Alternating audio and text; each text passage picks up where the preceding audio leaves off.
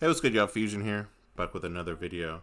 Today we're going to be reacting to some first take, some Caitlin Clark conversation mostly.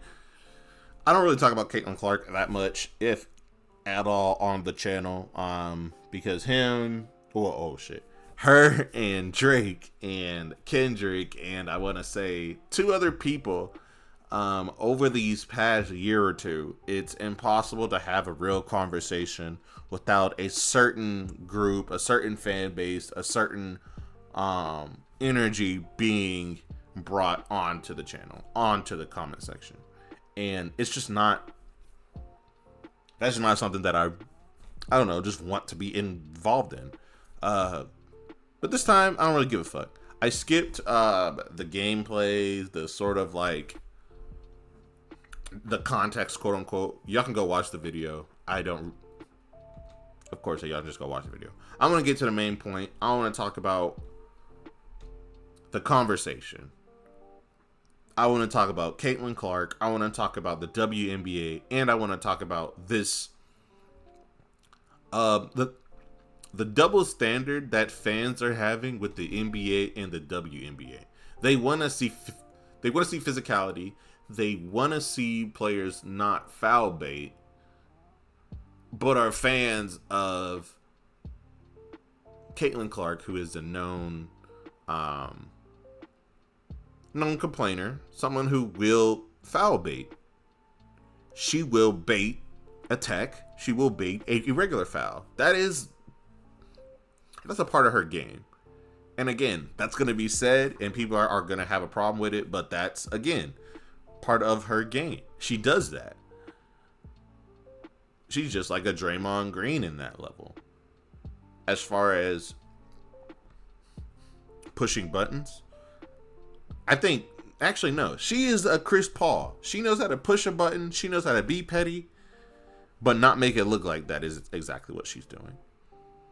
And I think that's a skill. And I think you would want that on your team.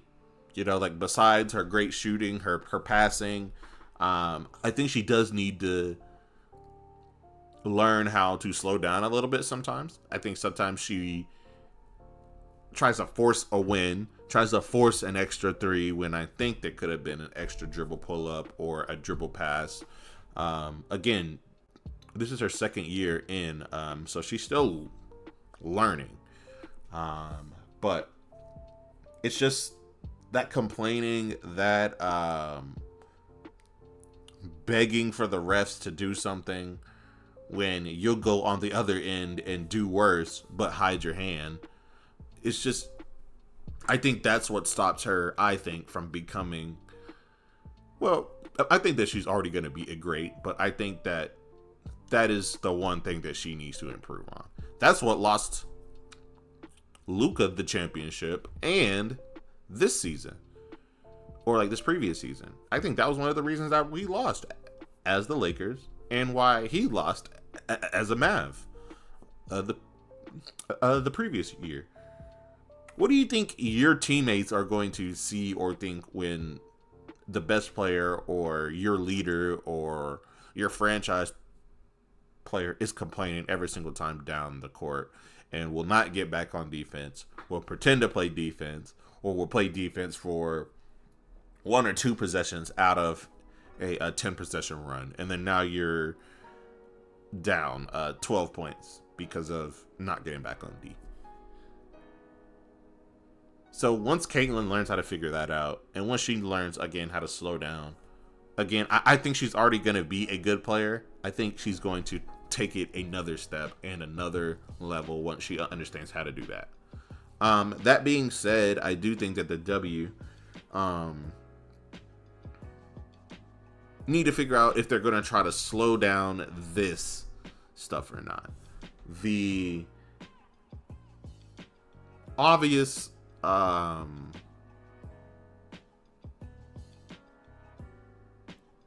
aggression, the obvious, what's the word I'm trying to find? Because I don't think it's bad. I think there is an excessive amount of it now where everybody's trying to be an enforcer, where everybody's trying to, do this and do that. And I think it is because it is the WNBA, because they have to fight for shit. So they have that already, that fight or flight, fight or I won't be able to eat mindset because of, not being paid enough, not getting enough recognition, that type of stuff. So I can understand that, but I think the WNBA needs to have some sort of conversation, be like, hey, there's a lot of this going on. It's happening every game at this point. It's happening anytime that there's some sort of game on. One game, there is some sort of crazy shit going on. I enjoy it, but I can understand how that can be a lot and how sometimes that can cause fatigue and cause people not to watch when you have a strong momentum right now. Fans are fickle, and I think now that the W is getting these new fans who have never seen this, who are trying to pretend like they want this in the NBA, they are so appalled about it and pretending to be sensitive about it, that I think that the W needs to learn how to ease it in a little bit better. That's all I'm saying. I don't think it's bad. I don't think it's horrible. I just think they need to learn how to ease in. But yeah, let's go ahead and watch the video. Enough of what I'm saying. Let's, yeah. Hi, Mom. Monica. No. I don't want to go first. I don't need to start because I wouldn't even put this in the show, No, you need honestly. to start. What you want me to say? You need to start. Talk to me. Whatever Molly asks. Okay, I'll ask you the same thing I asked in the commercial break, right? Mm-hmm. Is this a big deal, or is this just because more people are paying attention and it's women? The latter. More people are paying attention, and credit Caitlin Clark for the way that she has elevated the game, right? All that she has brought to the forefront. Let's go through some of the players in this one, right? Clark and J.C. Sheldon have been competing against each other at Ohio State and Iowa, respectively, for years in the Big Ten, okay? Competition. First overall draft pick, fifth overall draft pick, same draft class. Then you've got, who else was involved in this? Marina Mabrey, who... Just real quick, I do think that this is all valid. I think that this is a fair conversation, and the actual question, are scuffles involving Caitlin Clark more than just competition?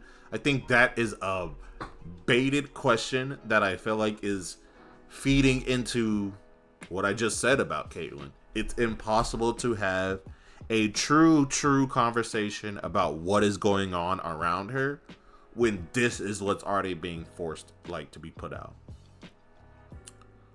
We should be asking, if it's always Caitlin who is having these problems with all of these other players, how many times until we may think it may be Caitlin doing something that's crazy?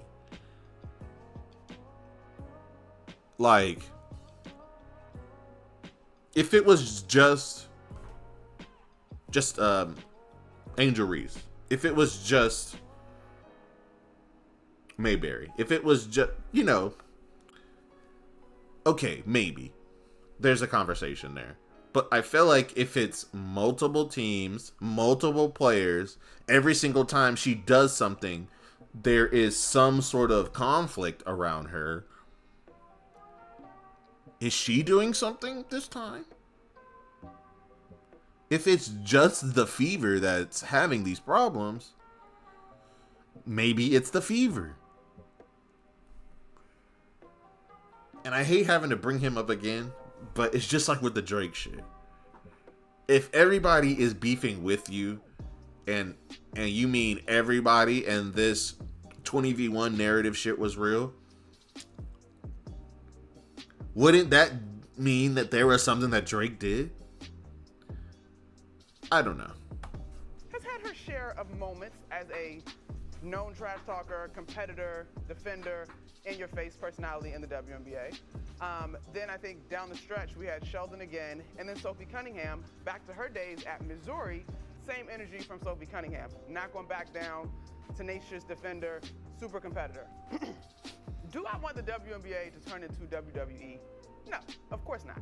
But I do think that the idea that competition does not allow for space for tempers to flare at times, that's ridiculous. We can look at this across any sport, right? Particularly when there are men And if things get heated, we chalk it up to, oh, they were passionate. And it's nothing, right?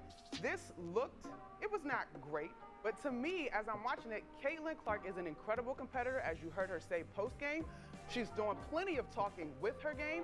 And I will add to this particular game, the Connecticut Sun are struggling badly this year. And so there is probably a lack of patience with them and maybe not making all the smartest plays over the course of the game. But I don't know that I would have even had this conversation this morning, Molly. In fact, I saw this happen and flipped over to the much better game, which happened to be the Liberty and the Dream.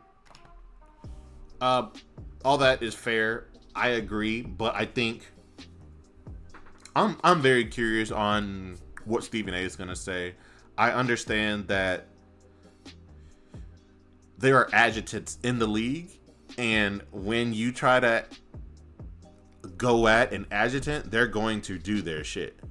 I think Caitlin is doing that. I think other people on the Fever are doing that constantly and are surprised when they get that reaction. And then fans who don't watch the game, who don't know these players, who are new to the WNBA, like myself, don't know who the Draymond Green or the Dylan Brooks, who was the enforcer on their team. And then you find out it is just this person, and then you paint this narrative that it is only Caitlin Clark that is being pushed when this adjutant pushes everybody. It just looks bad, and it makes it look like something that it's not. So, adding that context, adding what I have like presumed on what happened as far as Caitlin is pushing people's buttons. She may be talking some shit. I would expect her to talk some shit. I'd be talking some shit if I'm hitting step back threes and tween step backs, and I'm putting a body in them like to create space and hitting the shot. You expect that. Just don't be surprised when you trash talk the enforcer and the enforcer tries to enforce. That's what I think she is saying. I think that's what a lot of the conversations around the WNBA are saying. And I don't think that is being accounted for in the eyes of, I want to say, 90% of the Caitlin Clark fans. You finished? Go ahead. I just What want you to got? finish, Monica. Okay. First of all, I want you to listen to my point, Monica, because this is funny to me. Okay? Clearly, when it comes to Caitlin Clark, there's some resentment, as I've articulated before. What people are missing, Monica, is I have no problem with it whatsoever. Okay, yes, there's resentment because, first of all, you're absolutely right. This is much ado about nothing. In the heat of competition, tempers flare. You know, last time I checked, women got tempers just like men do. Ain't no problem. Ain't no problem at all. Ain't no big deal at all. I love it personally. Now, here's the thing about it, because I want to make sure everybody understands what I'm about to say. Caitlin Clark being that golden goose per se, that rising tide that's lifting all boats. I stand by my past proclamations that there's resentment towards her because of that. But I want to take it a step further. There's also resentment towards her because she instigates resentment towards her sometimes. Oh, Caitlin can clap at you now. And that is what I think a lot of people are not saying. And I think that is where the huge disconnect is. And I'm glad he said it. And I hope that Monica does respond and is like, that's a fair, because like that's the truth. There are some players that may feel a type of way. Who gives a shit? That's the truth. That's how it is just with any player. That's what happens when you join a league and are considered a GOAT out the gate. Niggas are going to try to prove that you're not. There was a target on her back. That's just what it was. But when you're trash talking and then you get surprised when somebody tries to fight you over it, I don't understand that. You know? Like if I go up to somebody and, I don't know, like call him a bitch or be like, damn bro, like you ugly as hell. Or like,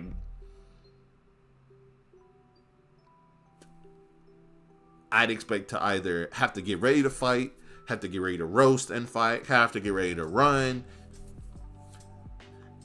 you expect those things to happen when you play basketball, and there is obviously this scent on you already. People are going to be ready to get aggressive with you. And I think Caitlin Clark recognizes that. I think she has said that. I just need her fans to fall in line with her. And I think the WNBA will be fine. But I don't know how many times we're going to bring this shit up, where every single time some shit happens with her, it takes over everything. Yeah, Caitlin can antagonize you now. Remember in college, doggy. Remember in college, Eminem. The whole Angel Reese thing with her started because when Caitlin was giving it to everybody else, she was the one waving in their face. And that's why when Angel Reese and LSU got a hold of her, Angel Reese was like, yeah, it's your turn. That's where it came from. It was instigated by Caitlin Clark. She got her comeuppance, and she was big enough to embrace it and accept it and say, yo, I deserve it. It was my turn because they got me good. South Carolina didn't do it to them when they spanked Iowa in the championship game. But nevertheless, she comes to the WNBA, and you see a little shove here and there. You see her throwing a little elbow here and there. You see her talking smack. Caitlin Clark does this. So, on top. Sorry, guys, I got a weird ad. But, yeah. Again, all the stuff he is saying is true. She throws the elbow here and there. She'll throw a little check here and there. You won't see it, but players will feel it. And when you slow it down, you will notice it. So let's go. But the fact that she can play, because the girl's a shooter, and she's an assist maven as well, leading the league in assists and stuff like that. She's special, 4th in league MVP honors last year, Rookie of the Year. But she's also somebody, Doggy, you will appreciate this, kind of like Larry Bird was. When Larry Bird shooting the lights out and stuff like that, but Larry Bird also talked junk. Dr. J was one of the nicest, sweetest people on the planet. People said he making house calls, helped invite America into the NBA in America's living rooms. And Dr. J swung on Larry Bird. Why? Because Larry Bird say, I'm about to hit this jumper right here on you. Bam. I'm about to hit this three right here on you. Bam. I'm about to spin. I'm about to fall away on you right here. Bam. And we're just talking smack.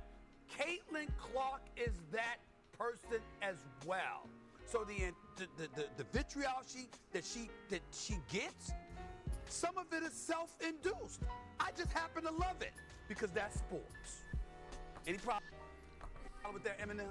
I said, hey, we on the look at us on the same page today, because I was a little worried when we got the production call, because I was like, what they about to be on? Go ahead, Doggy, where you at? See, I'm glad. Okay, yeah, I don't give a shit what Mad Dog got to say. But I'm glad she did say that she agrees. I'm glad that everybody agrees with that. I just hope that her fans can stand behind that too and stop being obtuse and pretending that she is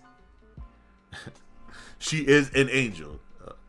That was something I had to throw out. But personally, I think the WNBA is going to figure it out. I think they're going to be fine. I think they're going to they have found who they could ride behind. Her fans just need to fall in line. And that includes Barstool Sports dude, Dave, whatever the fuck his name is. And there's a few others where you're going to be the downfall of Caitlin Clark. Caitlin Clark's fans are going to stop Caitlin Clark from achieving what she should be achieving.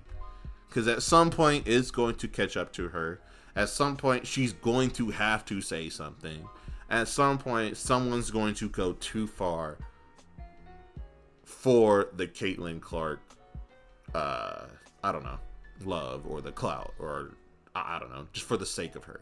Someone's going to do that. And then it's going to be bad. And there's going to have something to happen.